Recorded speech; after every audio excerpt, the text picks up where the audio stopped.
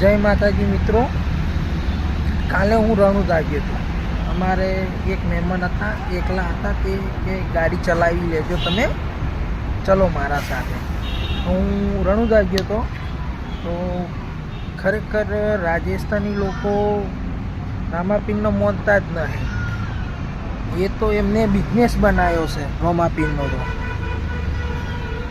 ગુજરાતીઓને લૂંટવાના ધંધા.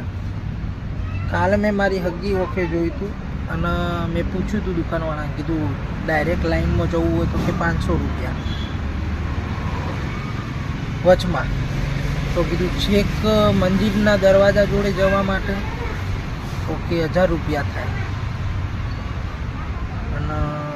અને બાયપાસ જવું હોય તો કીધું પેલી અલગથી લાઈન હેડે ને, તો ત્યાં પણ પોલીસવાળાના બધાના કમિશન ભેગા હશે. તો 2500 રૂપિયાનું પેલું કોઈક ચૂંદડી જેવું આવે ને મોટું, ચાદર નહીં, એવી 2500 રૂપિયા એવી લો તો અંદર ડાયરેક્ટ બાયપાસ પોલીસવાળા દવા દે. તો આ શું છે બધું?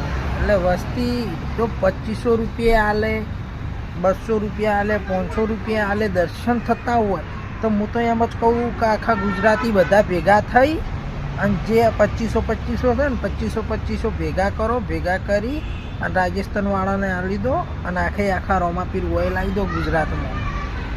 એટલે આપણે જવાના ડખા મોટું અને હું એકણ મસ્ત દર્શન તો થાય. અને તમે મન બતાવો, ગુજરાતની અંદર એવું મંદિર બતાવો કે જે દર્શન કરવાના પૈસા લેતા હોય. પાવાગઢ કો કયો શોર્ટકટમાં દર્શન કરાવવાના પૈસા લે? અંબાજી કો કયો શોર્ટકટમાં તમે દર્શન કરવાના પૈસા માગે છે? દ્વારકા જો, દ્વારકા કયો શોર્ટકટમાં તમને દર્શન કરવાના પૈસા માગે છે? એમ તો કહો, મારી વાત ખોટી હોત કહો.